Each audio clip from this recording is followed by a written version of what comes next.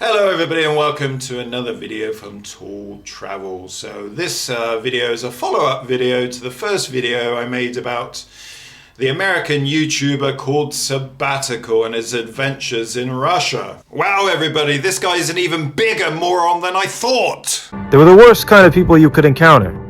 Someone who thinks they're really smart, but actually isn't. Somebody who thinks he's really smart, but he isn't. Who does that remind you of? I watched your YouTube videos, the officer said. They're very anti-Russia. He had determined this because the title of my first video was originally, "They told me not to visit Russia," clearly not understanding how YouTube clickbait works. Now Tommy, a lot of other people have seen your Russia videos and they can see they're anti-Russian as well. So they're not just going by the title of one video, it's your whole theme for your videos in Russia. You never say anything nice about the country. You briefly talk about Russia's history and then make some snide remarks afterwards. You don't even know what the hell you're talking about a lot of the time. You go to a bridge called Troitsky and you think it's Trotsky Bridge, and then you go into some speech about how bad Trotsky was. Now, you don't need to like communism when you're visiting Russia, but show some respect for the history there, because there's a lot of people in Russia who have a lot of fondness for those times. Apparently, me speaking different languages, particularly Chinese, was very suspicious. Tommy, I'd be suspicious of you as well if I was that policeman. This American turns up in this Jewish autonomous republic in the middle of nowhere in Russia. He doesn't have any ID on him. He speaks different languages. He spent time living in China. And now he's wandering around at the Chinese-Russian border with a video camera in his hand. China and Russia may be allies, but I learned from this that they definitely don't trust each other. Let me tell you, a lot of countries don't trust each other. So-called allies and friends are always spying on each other.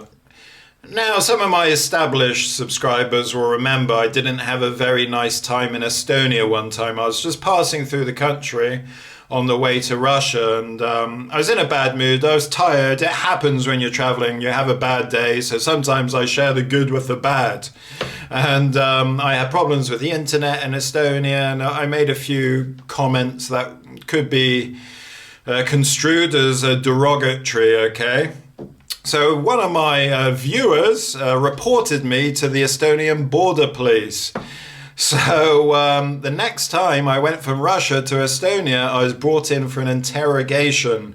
So they were asking me all these things about what I'm doing in Russia, blah, blah, blah.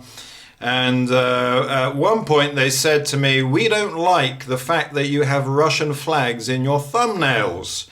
And I went on to say, well, I generally, in my videos, put the flag of the country that I'm making a video. You can go back to my Ukraine videos. I put the Ukraine flag in my Ukraine video. Now, Tommy likes to make out that you will only find yourself in this predicament in Russia. But can you imagine if I went to the Estonian-Russian border out in the middle of nowhere somewhere and I'm just trotting around with a video camera in my hand, no identification on me whatsoever. Also told me that I look like a drunkard because of my beard.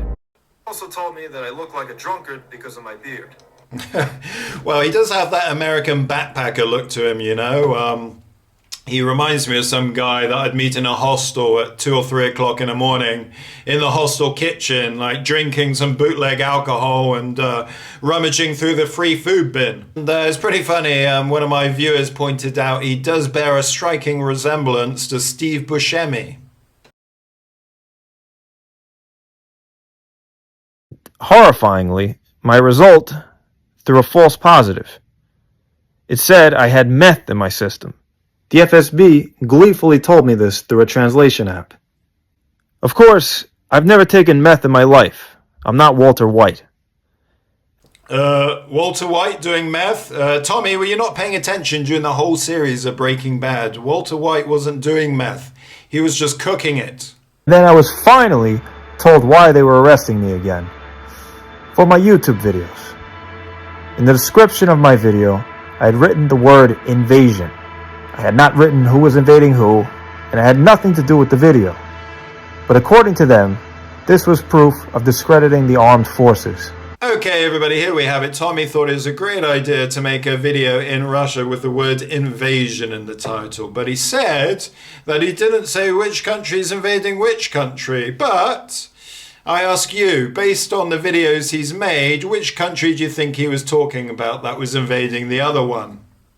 Any idiot could see that my videos are not about the war in Ukraine. But sadly, this was Russia. Any idiot can see that you went to Russia, Tommy, with the explicit intention of talking shit about the country. Now, whether you decided to do that of your own volition or somebody else was paying you remains to be seen. The next morning, I'm taken to the courthouse in Birobidzhan. The FSB are there. I haven't been able to change my clothes or shower in 3 days. I'm led into a small room where the trial is supposed to take place. The trial begins, and the female judge announces that I'm there not for the crime of my YouTube videos, but for resisting arrest.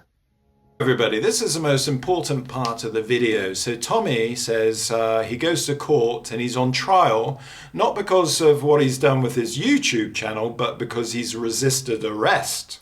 Now, everybody, don't you think it's very strange that Tommy has said nothing about the fact that he was resisting arrest? I mean, wouldn't you talk about that in more depth, some more details to say what actually happened when he was accused of resisting arrest? And right there and then, I knew I was in a bad place. This is the nightmare everyone hears about Russia. A fake crime, a fake trial. My interpreter was literally there to help convict me. The trial was over in minutes. Guilty, the judge announced. Now, everybody, Tommy was kind enough to furnish us with the actual court record of what happened, but he didn't publish it in English, he published it in Russian.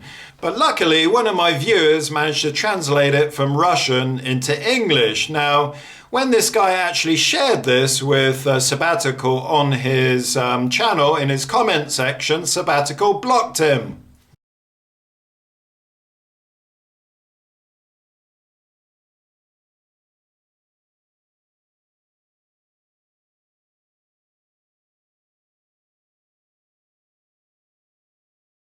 What would you be thinking if this happened to you? You were just convicted of 2 fake crimes. Now, everybody, don't get me wrong, I definitely would not like to be locked up in a Russian prison, but the average person watching this video doesn't do the things that Tommy does.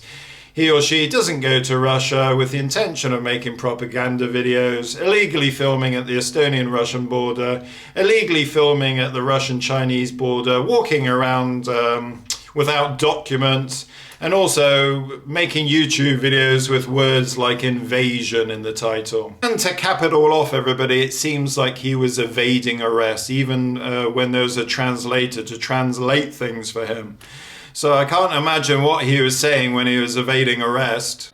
Apparently they were not on duty 2 years ago when that very same city, Birobidzhan, arrested another YouTuber, one that I'm sure you've heard of, called Bald and Bankrupt. He was in the same prison for 2 days in 2022. What a wonderful place, doing wonders for their tourism. So here he talks about Bold and Bankrupt, the very same YouTuber that he copied. So he went to Russia. He was hoping to be the new Bold and Bankrupt now that Bold and Bankrupt is persona non grata.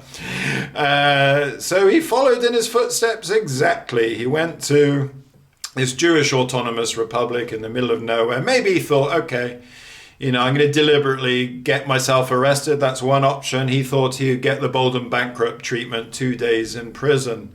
But unfortunately for him, that turned out to be 2 weeks. And he was also made persona non grata from Russia. Apparently, they were now somehow sure that I had drugs. They were trying to Brittany Griner me. They were trying to Brittany Griner me. Ugh, that sounds disgusting. Of course, Brittany Griner was the one who was caught smuggling drugs into Russia. So you don't get into problems usually in Russia as an American citizen unless you're smoking drugs, or doing something very, very stupid. I had a cellmate for the first 7 days, a middle-aged guy who had spent 6 years in prison before for daring to have his own marijuana plant in his apartment for personal use. Nice guy, though. We got along well. Okay, it seems I was wrong, everybody. Tommy does say some nice things about Russians sometimes, but when there's an agenda, like he's alleging that this guy spent 6 months in prison for having one marijuana plant. One flight per week. And this is the one.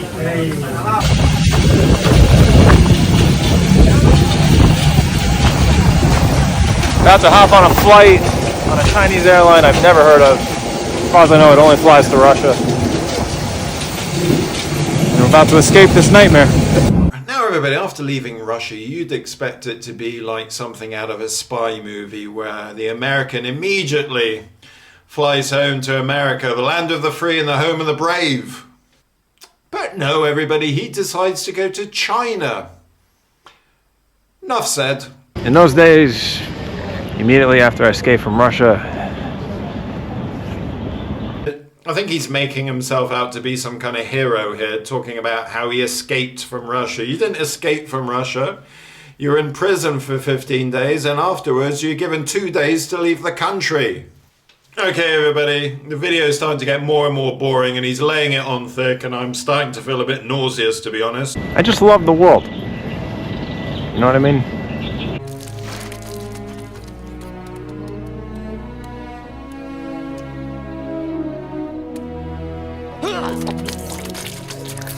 I love our differences. The differences between different nations, people groups. The real diversity of the world.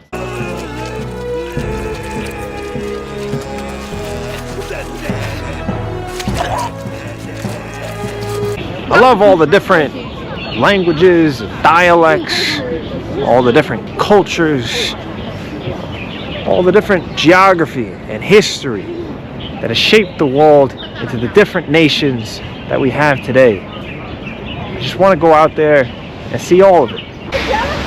But in a country with a tyrannical government like Russia, speaking different languages and being curious got me accused of being a spy. And that's tragic. Even in spite of all this, I still love the Russian people. All right, that does it. Get out of here, you drunk lowlife!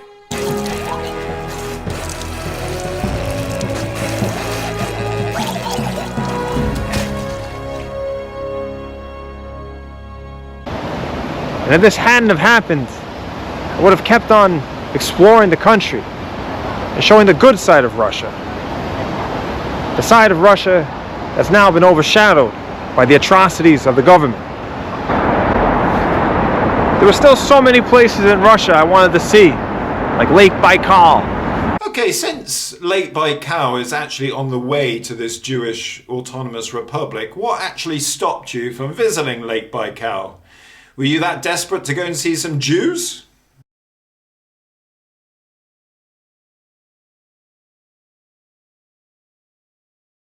The famous Lake Baikal that every Russian recommended I go and visit. I wanted to go to Yakutia, the coldest city in the world. I wanted to go over to Sakhalin and the Kuril Islands. Islands that used to be Japanese until the Russians took them in World War II. But I guess I'll only ever visit these places in my dreams, because I can never go back there. I'll never feel safe going back to Russia after that. And it just makes me wonder, for the people that put me in jail, are you really happy with this? Tommy, I very much doubt that they give a shit. Another day at the office. At worst, I was promoting tourism to your country. Ooh, I made a few jokes once in a while. And I mean, listen, I was never going to do propaganda, and I was definitely never going to support the ridiculous war in Ukraine. Yeah, guys, he showed us all the national treasures in St. Petersburg and Moscow. But overall, I was showing the country in a positive light. And now for all those people who might have been considering a trip to Russia, now they're going to see how Russia really treats tourists. This guy is just so fake and full of shit. No, Tommy, other tourists going to Russia are not going to have the same experience as you because they're not total dumbasses. All you've done is confirm everyone's worst fears about Russia. And look, I'm under no illusions that the country I'm standing in right now doesn't have some of the same issues that Russia does. Okay, everybody, so I'm quite sick of the sound of his voice, to be honest. This is what happens when you FAFO in Russia. So let's do a final summary. So he made a multitude of fuck-ups. Now in Russia there's certain regions that you need permission to visit, and he should have known that before he set off on his grand adventure. So I know people who have had problems in Russia because they didn't do their research first, and yeah, they got stopped by the authorities. But yeah, not too serious. They just had to pay a fine. They were not walking around at international borders with video cameras. Okay, and the rest of it. So arriving into the country, he was caught once filming at the Estonia-Russian border. I think it might have been the Estonian guards that told him to turn off his camera. And then once inside Russia, yeah, went to St. Petersburg, didn't show you anything nice, didn't really say anything nice about anybody he met. You know, if you disagree with me and you can point something out, then by all means leave a comment in the comments. Same with Moscow, and then he goes to Yekaterinburg, and he did his thing there. Then for some reason he flew, I presume he flew, all the way from Yekaterinburg to this Jewish autonomous republic. So he would have flown right over Baikal pretty much, or if he took the train then he would have gone right past it. So why he actually went to that Jewish autonomous republic, we don't know. But once he was there, you know what happened. Yeah, he decided it'd be a good idea to film at the Russian-Chinese border and take a video of this bridge for some reason. And then he was apprehended, and the authorities say there that he resisted arrest, even with the presence of a translator. So it seems like he kicked up a scuffle with the police, and they did what most police would do in that situation. So that's it, everybody. Thanks very much for watching. So please go into the comments and give your opinions on the situation. Now, everybody, before I go, if you want to see the real Russia that people like Sabbatical won't show you, please make sure to subscribe to Igor in Russia. So Igor's a great guy. He's Finnish and Russian, but he spends all of his available time in Russia. He's absolutely crazy about making content. He wants to show you all the best things. He's pretty much been everywhere in Moscow and St. Petersburg. So yeah, go over to his channel, subscribe, and I'm sure you'll like it. Hey everybody, so if you like this video, please click the like button, and also feel free to share. And also click on subscribe to make sure you get the latest updates on my channel. And if you would like to make a donation to help with the running costs of this channel, then there's some links underneath. So thanks very much, guys. Take care.